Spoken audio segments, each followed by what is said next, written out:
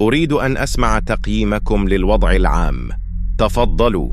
سيدي الرئيس، في ضوء تقييمنا الأخير لجبهات القتال، نرى ضرورة إعادة توزيع بعض القوات من القاطع الجنوبي إلى القاطع الشمالي. سيدي الرئيس، أستأذنك بالكلام. تفضل.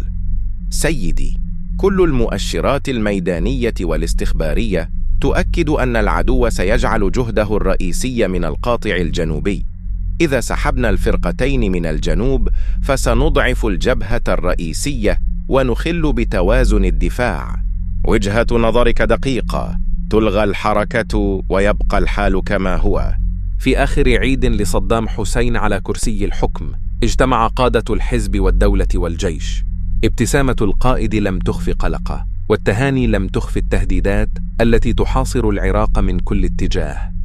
لكن خلف الاحتفال انعقد اجتماع سري كاد أن ينتهي بقرار عسكري كارثي. هنا تبدأ شهادة الفريق أول الركن سيف الدين الراوي في كتابه قصة 4 حروب. كالعادة في كل عيد يحضر أعضاء القيادة القومية للحزب، وكذلك أعضاء القيادة القطرية وأعضاء القيادة العامة والوزراء للتهنئة بمناسبة العيد. وقفنا بالانتظار الواحد بعد الآخر، ثم جلس الجميع بعد التهنئة على الكراسي بصفين متقابلين. قال السيد الرئيس: أتمنى لكم عيدا سعيدا، وأن يعيده الله عليكم وعلى الأمة العربية المجيدة بالخير إن شاء الله. من يحدثنا عن العيد؟ فقال الرفيق بدر الدين مدثر عضو القيادة القومية عن القطر السوداني: عيد بأي حال عدت يا عيد. ولم يكمل. لم يرتح السيد الرئيس لذلك أو للبيت من الشعر، واستدرك الرفيق عبد المجيد الرافعي من القطر اللبناني وهو عضو قيادة قومية: عيد بأحسن حال عدت يا عيد. وتكلم بعبارات مؤثرة. ثم دخن طارق عزيز سيجارا بعد أن أعطاه إياه السيد الرئيس. قال طارق عزيز: إن الأمريكان يريدون نفط العراق، وسوف يحاربوننا بحجة أسلحة الدمار الشامل، ونحن لا نملك مثل هذا السلاح، وهم يعرفون ذلك جيدا. ثم تكلم طه ياسين رمضان وقال: في العيد القادم سواء كنا موجودين أو غير ذلك. ثم أتم حديثه: كان ذلك العيد هو آخر عيد في الرضوانية. يكمل سيف الدين الراوي: ودعنا فيه وجه القائد الباسم صدام حسين. أخبرنا مباشرة بأننا مطلوبون للقاء خاص مع السيد الرئيس صدام حسين. وحضر أيضا الفريق الأول الركن عبد الجبار شنشل، ويعتبر أبا للجيش العراقي، فهو شخصية نادرة بالوفاء والشجاعة والعلم العسكري والنزاهة، وله الفضل الكبير في بناء القوات المسلحة، فالكل تعامل معه كأب لكبر سنه.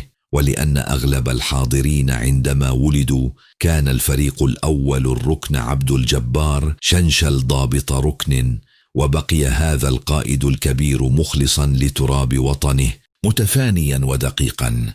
سلم السيد الرئيس عليه مرة ثانية وقال: كيف حال أبو مثنى؟ فأجاب: أنا جندي مقاتل معكم، إن شاء الله ستنتصرون. قالها باللهجة الموصلية التي لم ولن ينساها. أثر في هذا الموقف كثيرا، وشعرت بغصة في حنجرتي وأنا أحاول أن أحبس دموعي وأنا أشاهد هذا الموقف أمامي لهذا الجنرال الذي يقف بصعوبة لكبر سنه يقول إنه مشروع للشهادة. أي مجد هذا، وأي تاريخ هذا.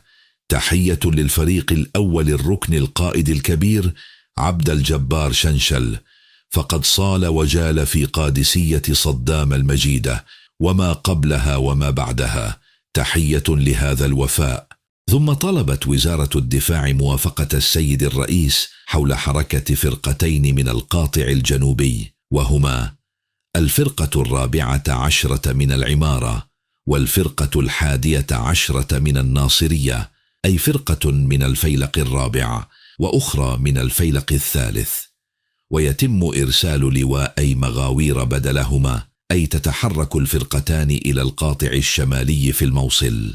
كان السيد الرئيس يدخن سيجارة وقال: دعوا المقاتلين في العيد يذهبوا إلى أهلهم، وحركوا الفرقتين بعد العيد. رفعت يدي أستأذن السيد الرئيس بالحديث، فقال: تفضل. قلت: سيد الرئيس، إن كل المؤشرات تشير إلى أن العدو سيكون جهده الرئيسي من الكويت، أي من القاطع الجنوبي نحو البصرة، الناصرية، بغداد، وذلك لأسباب تتعلق بحشد القوات وطبيعة الأرض الصحراوية.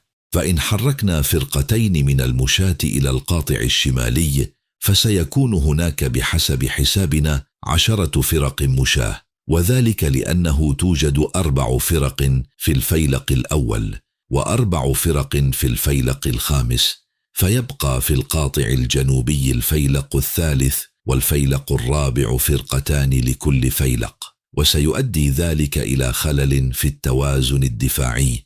تأمل السيد الرئيس وقال: تلغى الحركة ويبقى الحال على ما هو عليه.